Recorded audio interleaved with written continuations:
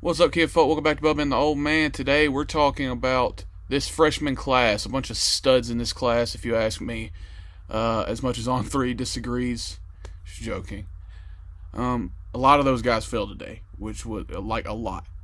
A lot. It was over half the class fell in the rankings. It wasn't a bunch of guys that were falling a ton. Like, I just don't understand how Jordan Crawford falls at all when you already had him underranked. But I mean, I get it. Nose, not a very valuable position, whatever. But I was planning on getting the old man back for this video, but he had an ER situation. So y'all pray for him, if that's your thing. But likely contributors from this class, I think, from day one are Anquan Fagans, Jordan Crawford, and Antonio Coleman. All three guys that I view as rotational at their position at a minimum. At a maximum, I could see some of these guys starting. I mean, Anquan Fagans is one of the most SEC-ready guys from this class as a whole. If you look at the entire country, I view him as a guy who can play. He can play post safety. I think he can play a little bit in the box. I think he can play some nickel. So, I mean, I think they find a spot on the field for him, and it's not necessarily the fact that he's some freakish athlete. It's that he's very instinctual. His brother also played Power 5 ball, started at Alabama, went to USC, Traquan.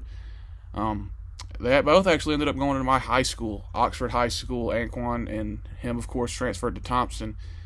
But, I mean, this is a guy who I think could start legitimately, depending on if Sly Smith ends up sliding into that role and taking it over, or maybe it's Tay Seymour. Eric Winters is another talented kid that could end up there.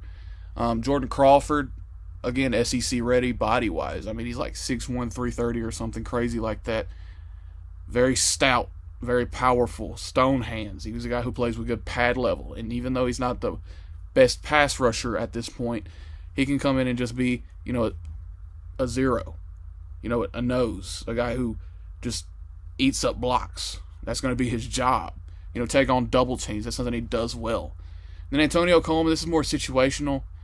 We don't have a lot there at 3 technique, and he's a guy who I think could end up being a really solid pass rusher. We definitely need, if you ask me, we need a run defending 3 technique, but in terms of a guy who can come in and just give you some supplemental pass rushing and some energy on third downs, I think Antonio Coleman can provide that in spades.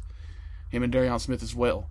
So, I mean, this is just these are the 3 guys that, if you asked me to stamp it, will get playing time this year. That would be them. And then very possible contributors.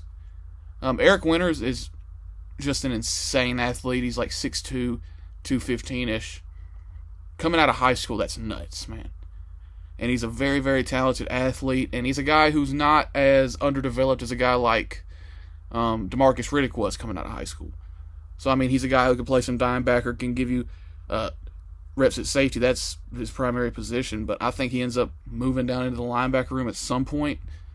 He's a guy who can also give you a few reps at nickel. He's just not the best in one-on-ones, in man-to-man coverage. And then Elijah Melendez, I mean, he's just a freak. We've all seen the pictures. He's insanely built for a high school kid. They don't make him like that. And the Mike position is just bare, man. You don't have a lot there returning. You have Robert Woodyard, who played pretty well, ended up falling out of the rotation when Austin Keys came back from his injury. And we definitely are going to need to pick up a Mike and maybe even a Will through the spring portal. But, I mean, this is a kid, he's pretty ready at this point. I mean, he played Florida football, if that tells you anything. And Sam Turner, again, another situational thing, where I think in this receiver room, with all the talent you have, you need one of those gritty, tough SOBs who's just going to get out there and block. My player comparison for him was Malik Heath. He's one of the better blocking receivers in the NFL right now. If you didn't know, he plays for Green Bay. And just needing a guy like a Shedrick Jackson type to come in and just be a good blocker on the boundary, right?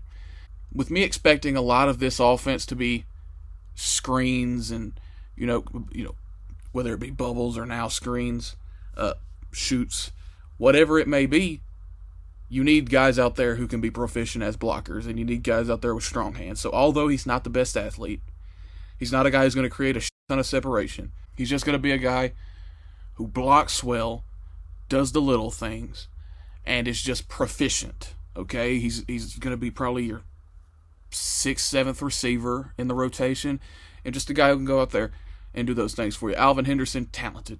Just talented. He's not the most polished running back prospect we've ever signed. He kind of goes rogue at times. But he breaks tackles and he's okay in the open field. He doesn't have the best long speed, but in terms of just making plays, that's his thing. So I think with the fact that, Jeremiah Cobb has been disappointing to this point and has poor vision, awful in pass protection. He's got some solid hands so he can make plays that way.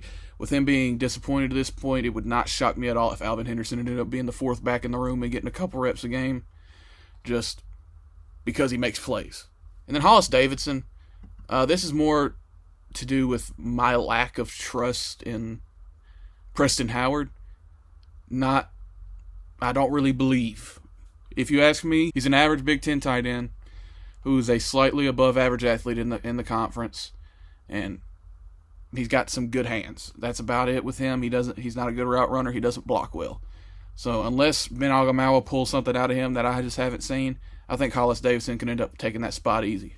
Maybe contributors: Jared Smith, Malik Autry, Blake Woodby, Donovan Starr, Broderick Schull, Darian Smith, and Ty Buster. Some of my favorite guys in the class are here. Donovan Starr, Brody Schull, Ty Buster, Darian Smith. Love those guys. The reason that you'll see a guy like Jared Smith here is I don't know where he's going to play at. I don't know if he's going to be an edge or a 5 technique. His body says 5 technique when he develops it. The way he plays says edge. The issue with that is, okay, great, you have this massive edge rusher. He's not bendy. He's stiff in the hips as well. So, that's not great. He's also not the greatest edge setter, which, he's a high schooler. I don't really look into that too much. Keldrick Falk wasn't the best at setting the edge in high school either. But, it just depends on where he's going to end up. If he ends up at 5 technique, he'll get some reps as the third team guy behind Keldrick Falk and Amaris Williams. If he ends up at edge, he'll end up getting some third, fourth team reps or so there behind Kieron Crawford, Chris Kelly Murray, Jamonte Waller, or Joe Phillips. Malik Autry, the issue with him is motor for me and the fact that he plays high. So he's not all that polished. He's a freakish athlete, and he's massive. He's a guy who's grown much more than I expected him to. I expected him coming out of high school like 6'4", 300. He's like 6'5", 335. So he's clearly a nose. And the issue with that is Jordan Crawford's a nose, and Jordan Crawford's much more polished and plays with much more energy. That's the issue there. If he develops, we're talking Derek Brown level potential with this cat. So we'll see. We'll see. He performed well when he wasn't in pads. That's all I'll say. Blake Woodby, I see him as a nickel. He can maybe get away with being on the boundary in college. Don't think he'll be able to get away with that beyond that. He's a physical corner as well. The issue is nickel is stacked right now. We have Champ Anthony, Sylvester Smith, Tay Seymour gets reps there, and Quan Fagans can play there. I don't see where he gets in at. Donovan Starr I like more personally than Blake Woodby. Not to diss Blake Woodby at all. But Donovan Starr I see as a true boundary guy. Great long speed, really solid hips. A lot of those guys that you see are track stars in high school and corner that like J.C. Hart, they're not great at the hips. And that is way more important than long speed. He's got good hips, and he's got some decent ball skills, and he plays relatively physical. So I like him a lot. Brody Schull, this more has to do with the fact that the right tackle spot, I'm not 100% sure it's locked down. Isaiah Miller, obviously returning, had a decent year last year. But he also had some really bad pass protection reps. He definitely improved from year 1 to year 2 under Coach Thornton, and that's been a consistent thing with him.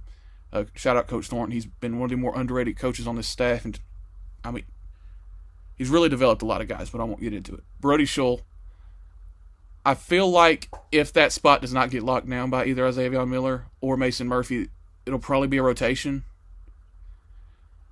So I could see him getting in on that rotation and maybe eventually winning the job because he's that talented. He's just a little raw right now, and he needs to add a little bit of weight. Darian Smith, similar things to Antonio Coleman, just a lot of the same stuff. First step is next level with both these guys. Both undersized. Both need to add weight. But I can see them getting supplemental pass rush reps. in his defense. Maybe third down based guys. If you go and you do what you should do and go get a 3 technique in the portal, these guys can be big time playmakers for you on third down. Darion definitely needs to add a ton of weight though. He's like, I think it's 255. Can't play in the SEC at 3 tech at that spot, at that size. Ty Buster, my favorite offensive lineman in this class. I love the kid. Very aggressive. Again, a little undersized, but guys with this level of athleticism, it's hard to see them not working out, especially guys who are coming with this level of aggression, with this type of footwork at this point in their career, with that level of athleticism. I would be shocked if Ty Buster's not an SEC starter by the time he leaves Auburn after 4 years. I feel like if that right tackle situation doesn't work out and Brody Schull doesn't step into that spot and Dylan Wade gets slid over there to right tackle, Ty Buster is going to be in a dogfight with Braden Joyner returning starting left guard and DeAndre Carter for that spot. And I think Ty would have a pretty damn good shot of winning that job. Unlikely contributors: Deuce Knight, J.J. Falk, Derek Smith, Devin Williams, Bryce Dees, Jacoby Ward, and Omar Mabson. I misspelled Omar Mabson's name. I'm not going back to fix it. Damn it. Just ignore it. Deuce Knight, it's just... Jackson Arnold's already really good on the ground, and that's what Deuce Knight adds.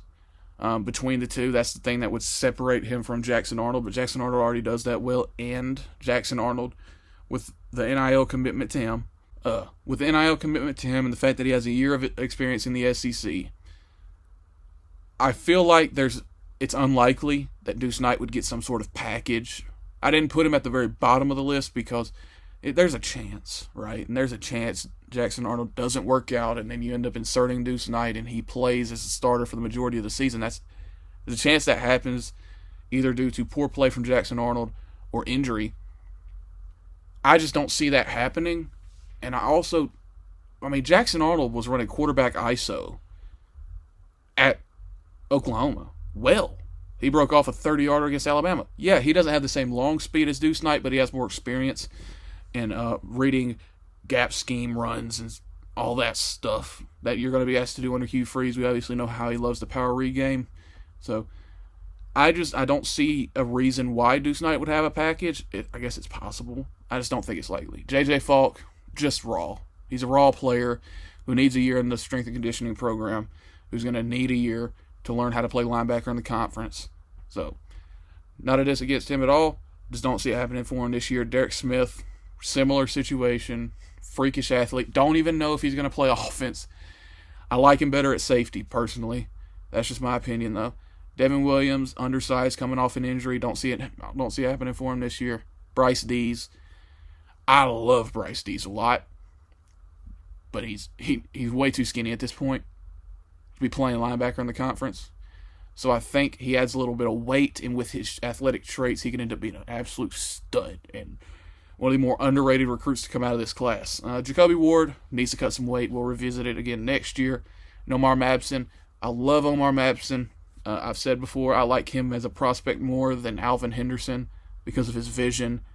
And he's also, he runs really low to the ground, and that's obviously a great thing for these SEC backs.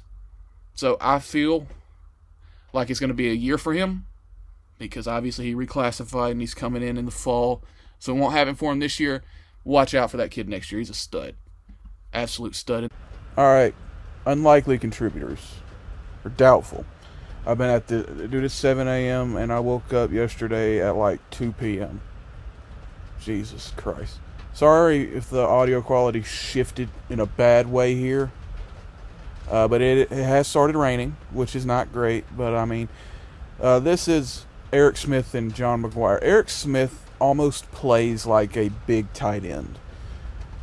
All right. He speed-wise, not great.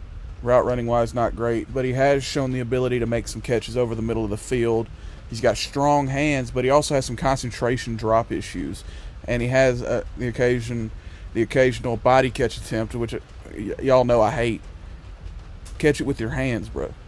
And he's shown the ability to high point the ball at times, and is flashed as a hands catcher. But This is a big time project here. If I had to give it a player comp, I'd say Camden Brown with a little more high point ability. He obviously, we thought he was going to show that when he got to Auburn, but he never really ended up developing that and adding that to his game. I think that Eric Smith, if he's going to do anything, he's going to be able to do that, right? And he's flashed as a blocker even, so you love that. And John McGuire, he's a good punter, but we picked up Hudson Cock. Gonna let y'all marinate with that as you hear the sound of the graceful rain hitting my roof. Marinate with the cock. All right. We picked up Hudson Cock, who's a sophomore punter. He's going to be a junior this year, so he's got 2 years, and then John McGuire can obviously take over. And that was a big pickup in retrospect with Gabe Russo leaving and deciding to hit the portal. This guy's got potential. He hasn't shown the directional punting ability yet. That's something he needs to develop. He just kind of booms the shit out of it, and wherever it goes, which I love the mentality. That's the Pat McAfee mentality, man, but we need some directional ability.